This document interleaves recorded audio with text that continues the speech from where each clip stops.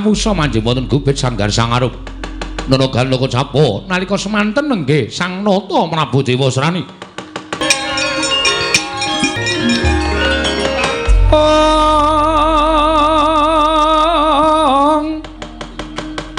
Sigra bala kang tumingal Prang campo samya medali Lirnadet wileting kota Dan nyanggung manguncang niti benjang sangaji mejel Latinya ngedali wuwus Iku ingkang sinuwuning Nuswa Kambana Gusti Dewasrani kepareng kula cemadhong dawuh. Gusti nadyan kula ngabdipun cemadhong dawuh, ngabdipun tumenggungan. Sinuwun kula cemadhong dawuh, Dewaji kula cemadhong dawuh. Wadyabala saka negara Nusarukmi nggih wonten timbalan ing adawuh. Wektu dina iki bakal klakon penjangkaku. Nggonku minangka dadi lalanging jagat lancuring bawana. Monggo dewa bakal matedhake kanugrahan kang aran Wahyu Purbaningrat sumurupa. Yen to sejatine ingsun kuwi atmajaning Sang Hyang Bathara Guru. Ibuku Kanjeng Ibu Pandya Bathari Durga, mula aku wis nyuwun tulung kelawan Kanjeng Ibu supaya matur ngersani Kanjeng Rama Pukulun Bathara Guru supaya maringake Wahyu Purbaningrat marang Dewasrani. Yen to kelakon penjangkaku nggon kedunungan Wahyu, tan wurunga jagat iki ora ana wong lanang ingkang kembari marang panguwasaning Ngalindra ing Nusarukmi. Mekaten. Gusti, ya pancen mengkono. Mula kang sangka kuwi dina samengko mung kari ngrantu marang rawuhe Kanjeng Ibu. Yen Kanjeng Ibu wis rawuh ana ngarep aku lan bisa ngaturake apa sida lan orane aku nampa Wahyu. Yen pancen sida keduga kedunungan Wahyu, aja wedi kangelan. Kabeh para wadyabala ndak kaparengake suka-suka mangun sukaning manah. Seneng-seneng ropyan-ropyan ring perlu aja nganti ngitung entek ing brana picis. Sak seneng-senenge para wadyabala, mahargya nggonku bakal entuk kanugrahan. Oh, eno nggih. Ngestaken dawuh. Menawi kula mekaten menawi sampun paduka dawuhaken kula badhe kula candhi nggo jimat. Gusti kula ingkang sinuwun Prabu Dewasrani. Rekat lambang rata tan pantara prateng sukuning argaram kang tumingal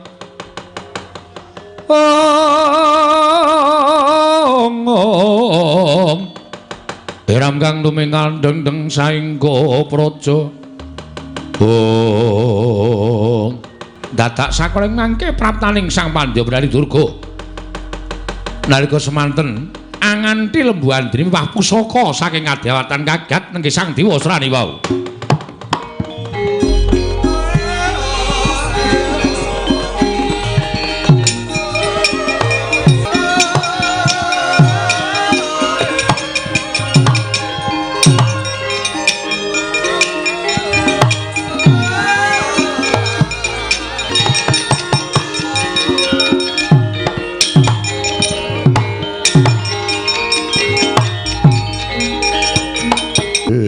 Aduh, Kanjeng Ibu, kemarin kula ngaturaken sembah sumung keping pabektinipun ingkang putra pun Dewasrani. Atobat tak tampa Dewasrani. Kaslakna ta ing raos daya-daya kula ngamuning-aning kados pun njanggen maduka sowan Kanjeng Rama Pukulun. Ibu, kula nyuwun keterangan ingkang gumathok. Menapa Kanjeng Rama Pukulun Sang Hyang Pramesti Bathara Guru ngudaneni menawi dados panjangkanipun ingkang putra pun Dewasrani. Dewasrani anakku lanang cah bagus. Seneng-senengno pikirmu ya nggih bungah-bungah no rasamu. Wektu dina iki marata gagesawangan aku kinantenan lembu andini sartane pusaka kadewatan ing bakal ndak paringake marang kowe. Lan kruhanamu Dewasrani.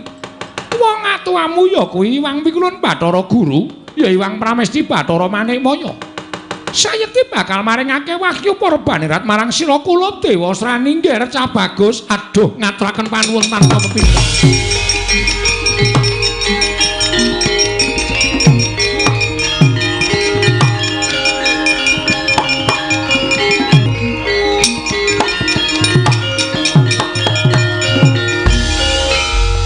Menawi ngaten tetela badhe kacembadan panjangkanipun ingkang putra pun Dewasrani.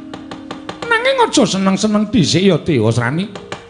Nggonmu bakal entuk wayu iki mengko kudu nganggo pitukon. Pitumbasipun menapa? Supaya aja nganti kawis yen to wong atuhamu Bathara Guru kuwi ngudanane marang karepane anak. Kowe supaya nglakoni tapa brata. Brata mangambang kaya ingkang dilakoni dening si Janaka.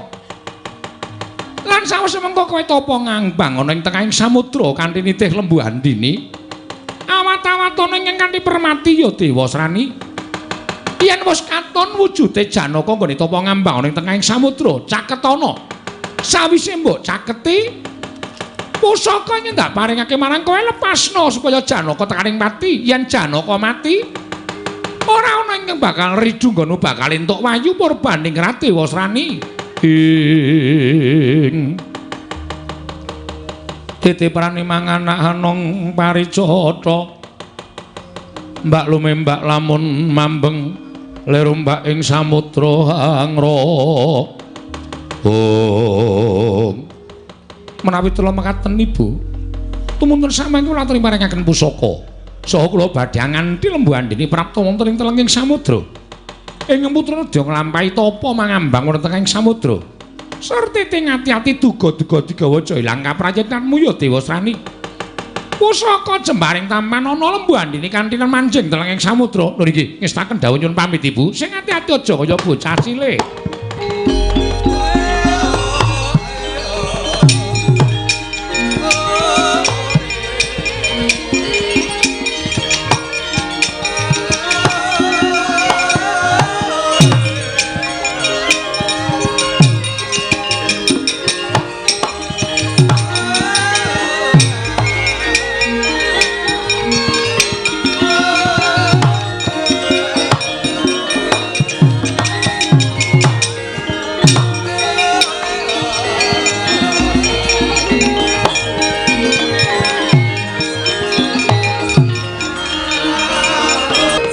Wadyabala Tunggul Malaya.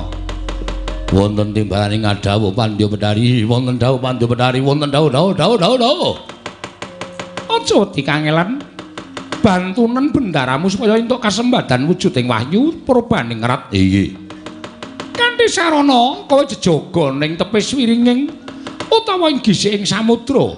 Papan manggone tapa bendaramu Dewasrani. Sapa wae ingkang bakal nyaketi telenging samudra aja mbok keparangake mundhak ngganggu gawe kasutapane anakku Dewasrani. Nun ngestaken dawuh Pandya Bedari. Lajeng pangkatipun para Wadyabala benjang menapa ora ketang sambung apa Raja Lintang tumuli padha mangkat dina iki. Aja dikangelan Wadyabala buta patang perancas sapanakare pisan dibudhalake. Aja ana ingkang cicir ya Wadyabala. Nggih, nyuwun pamit madhal pasiran. Sing ati-ati aja kaya bocah cilik kowe Wadyabala Tunggul Malaya.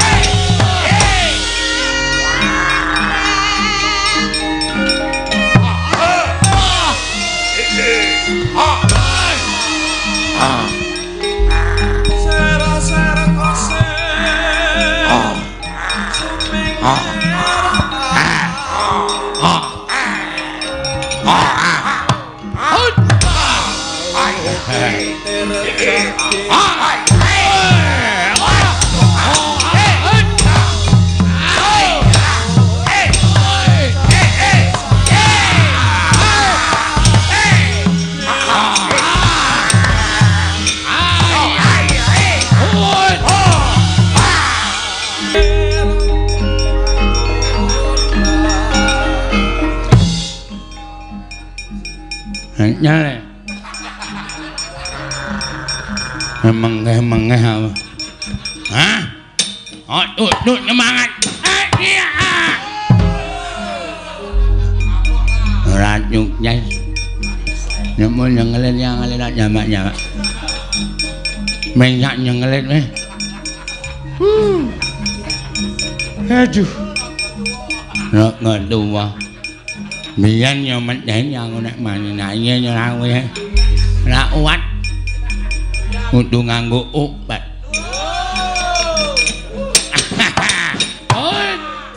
Wah. Angel.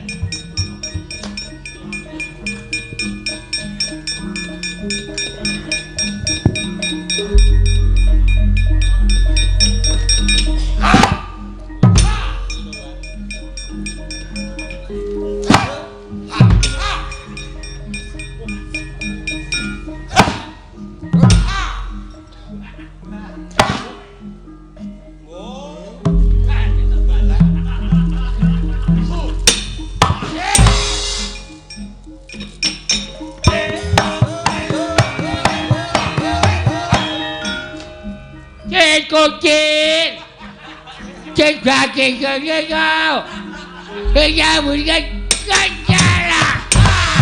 Hoi, wah, kacau banyak sekitar perayaan ini banyak macam berapa kalau kata jak, wewe hijrah, kedua sak bojone kedua wewe, ayo macam Tidak jangan dikejuan.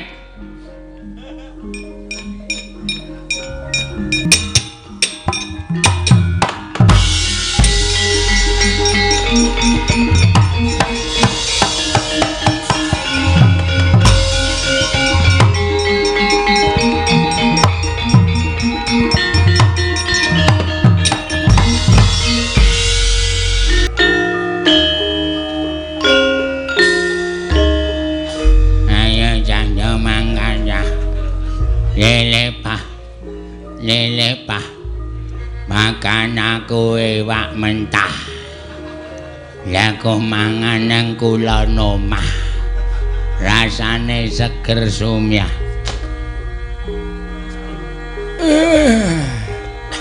ayo dah do mangkat Joko gisik samudra aja nganti ana sing wani nyedak lelero makan aku iwak deruk naku mangan neng kulon cakruk rasane neng awak kemriyuk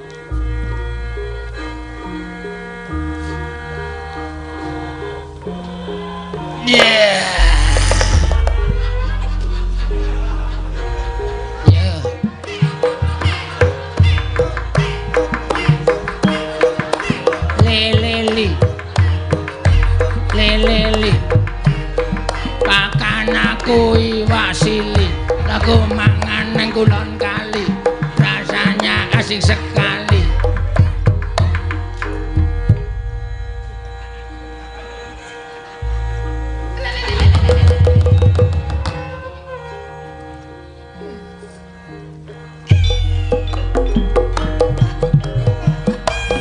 lelepe makan aku tempe keripik aku mangan karo pacare rasane enak banget benda cocok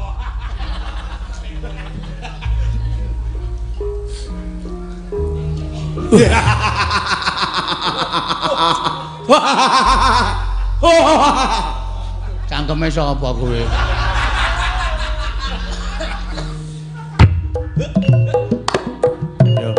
Sik. Nganggo ditembangke ndak sindene nganggur.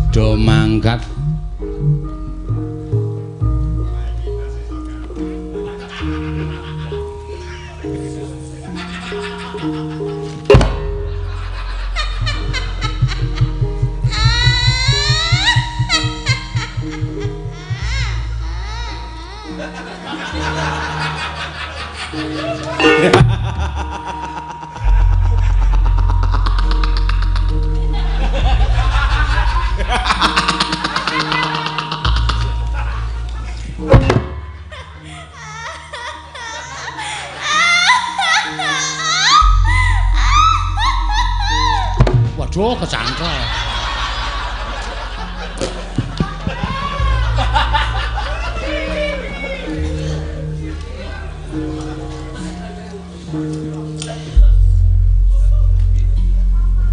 Beb.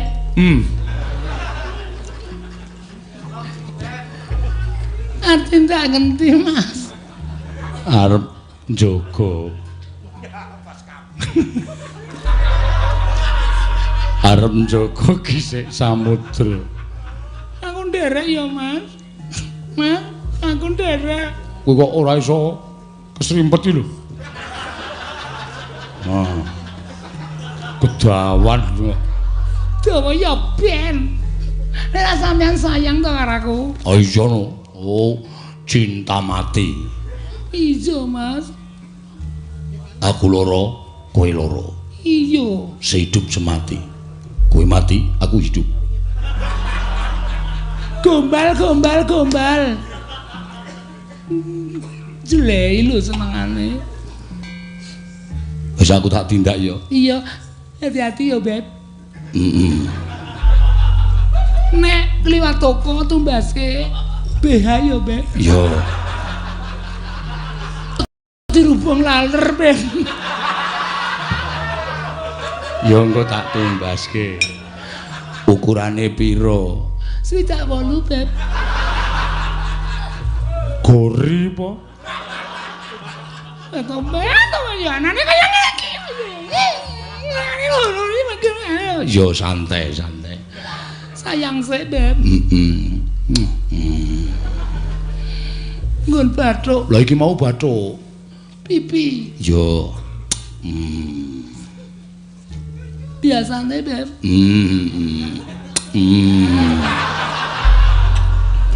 Kok nganggo kuwi lho. Lho iki kan malah lambe tok ora ono matane. Wis yo. Iya, hati-hati. Ora sembrono lho, Mas. Ning paran ora sapenake dhewe. Iki lho senengane dadak. Mangkelake. Waduh. Lamur.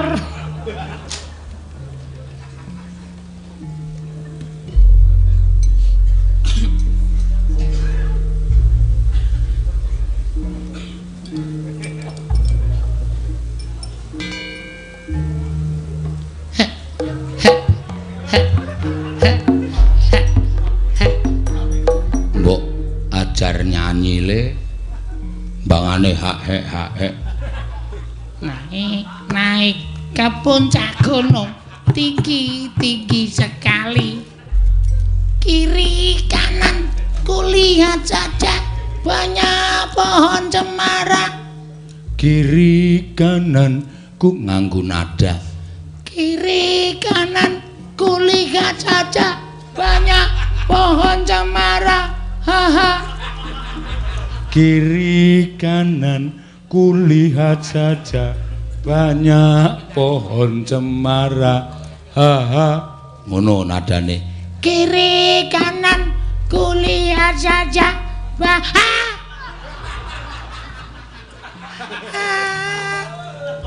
peri, Pak. Peri. Apane sing peri? Iki, Pak, ana sing nyogok, Pak. Peri, Pak. Pak, peri, Pak. Pak, kebablasan, Pak.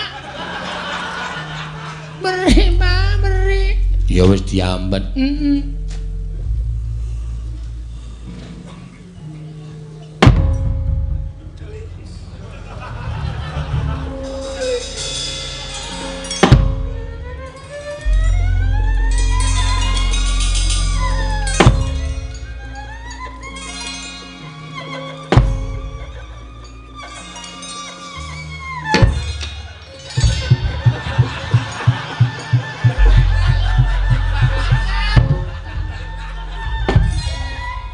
Pocongan picek.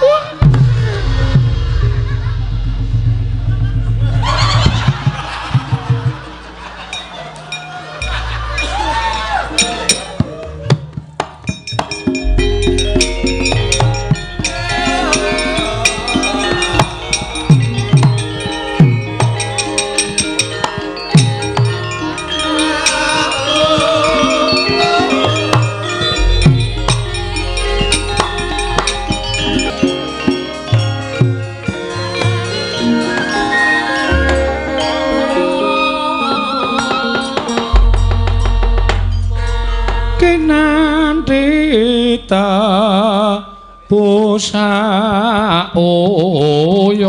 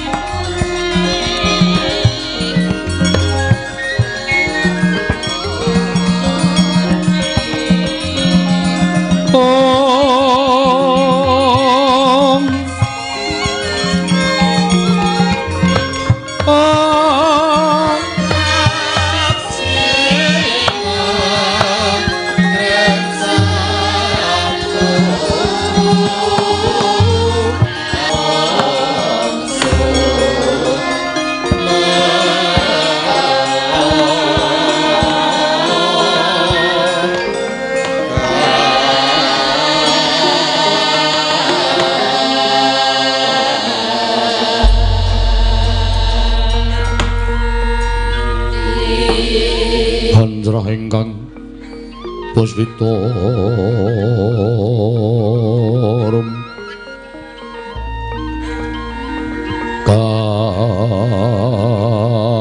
kasiliring samirana mrih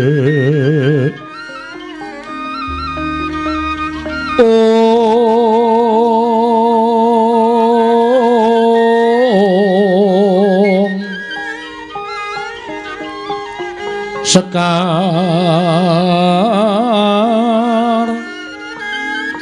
kadung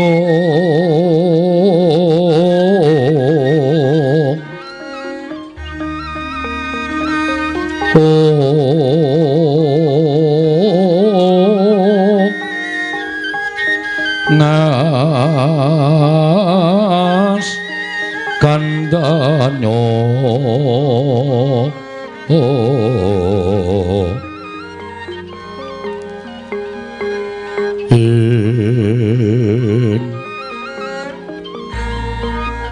maweh raras retnaning driya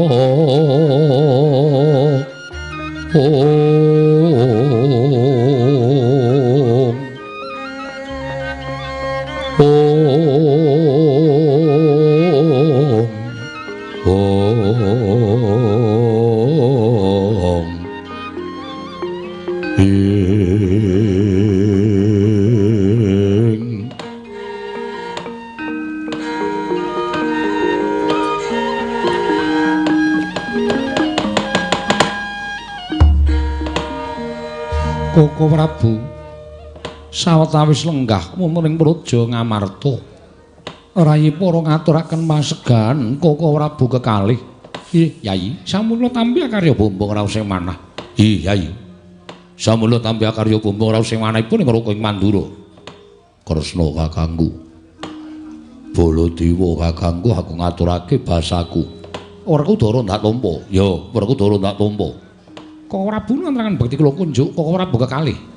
Koko Prabu ngaturaken bekti kula kunjuk Koko Prabu kekalih. Iya, kembar. Ndak tampa karya bombong penggalipun Kakang. Ya, kembar ndak tampa. Ora liwat pangestunipun Kakang Tampanana. Kula pun dinggo jimat nggih, kula pun dinggo jimat Koko Prabu.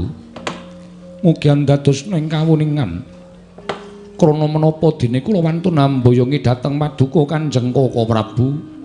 Ngemuti dhateng lelampanipun para Pandhawa ingkang embet kaliyan kadang Paduka ing Madukara pun Arjuna ingkang sampun sawetawis wekdal mboten sowan wonten ing praja Ngamarta malah aturipun para abdi miwah Nayaka tuwin punggawa ing Madukara kadang kula ugi mboten kundur wonten ing kasatriyan sampun dungkap tigang candra etangen enggalan dinten sakmangke menika Koko Prabu kula ngantos mboten saged metang dhateng pikajenganipun kadang kula pun Madukara inggih pun Arjuna. Pendak-pendak nilar dhateng kasatriyan, pendak-pendak nilar dhateng negari. Kados weya dhateng kewajiban kasatriyanipun Koko Prabu, Yayi. Kula nuwun sewu. Ing mestinipun radi tuwuh tandha pitaken salebeting manahipun ing Raka ing Ndarawati menika malah Paduka Yayi Prabu. Liripun Maduka paring dawuh mekaten dasaripun menapa? Lah inggih. Amargi kadang kula ing Madukara pun Arjuna menika pendak-pendak nilar kasatriyan. Menika sampun boten namung kaping setunggal menika nanging sampun marambah makaping-kaping.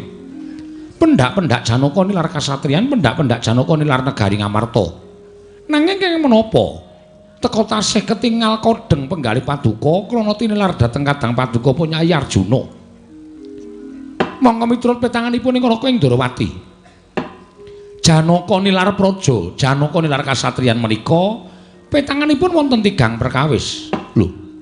Petungane ana 3 perkara apa wae Kresna? Setunggal inggih menika Wikwaldaka, angka kalih inggih menika Payu katemping Samirana, angka 3 Kenya Jinatu Krama. Wikwaldaka, Payu katemping Samirana, Kenya Jinatu Krama iki tegese piye? Tigang perkawis menika ingkang ndadosaken jalaran Arjuna kesah saking kasatriyan tuwin nilar kewajibaning negari Ngamarta. Wikwaldaka tegese apa? Wikwaldaka menika menawi wonten setunggiling brahmana ingkang wasis Brahmana ingkang pinter, turta kasinungan ngelmu ingkang inggil, Janaka mboten badhe kendhat. Tansah kepengin nancep ngelmuning Sang Pinandhita wau, mboten pati-pati wangsul dhateng kasatriyan menawi dereng telas ngelmu ingkang sinandhang dening Brahmana menika kala wau. Ya, kuwi Kuwaldaka. Inggih. Sabanjure payu katembing Samirana. Janaka netepi dhateng jiwaning kasatriyan. Pendak-pendak wonten setunggiling praja ingkang katempuing parang muka.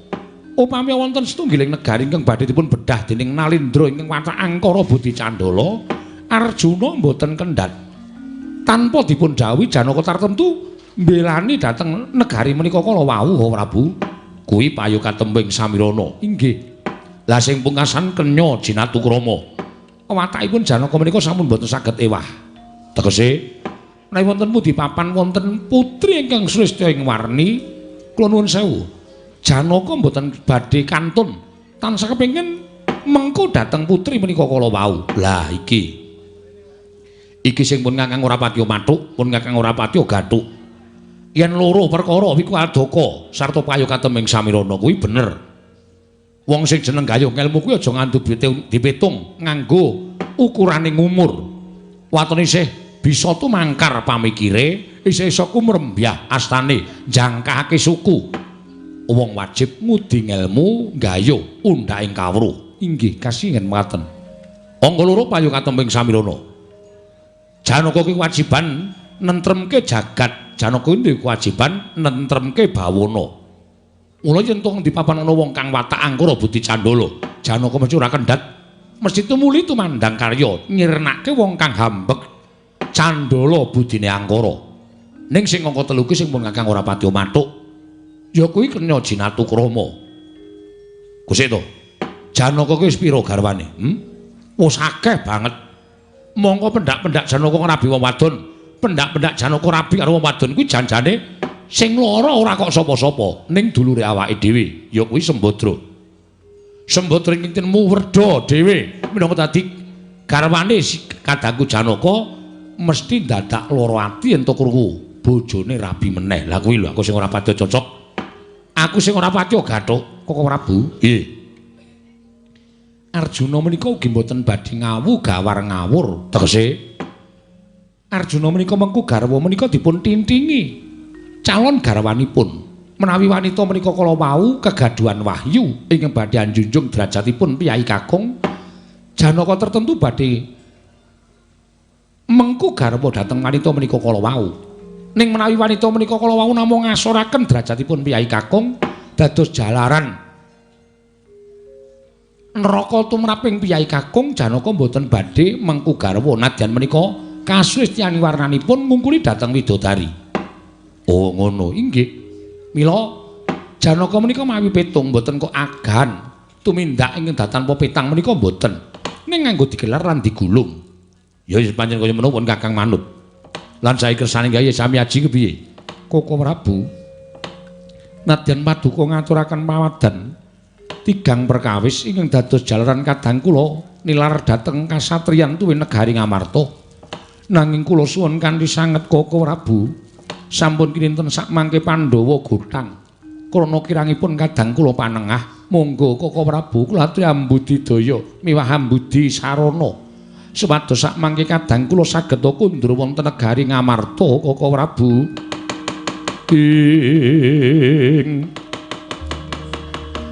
Kresna sinayang manglung mintanaken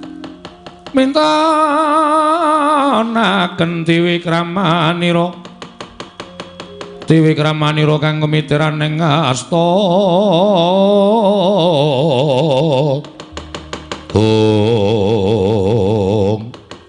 dereng ngantos paripasami Balwacana kasaro ingkang tumiyop saking dirgantara nengge Sang Hyang Pikulun Narada ya sangkanika putra tedhak wonten ing Raja Ngamarta karya kagyat sangya para Pandhawa wau.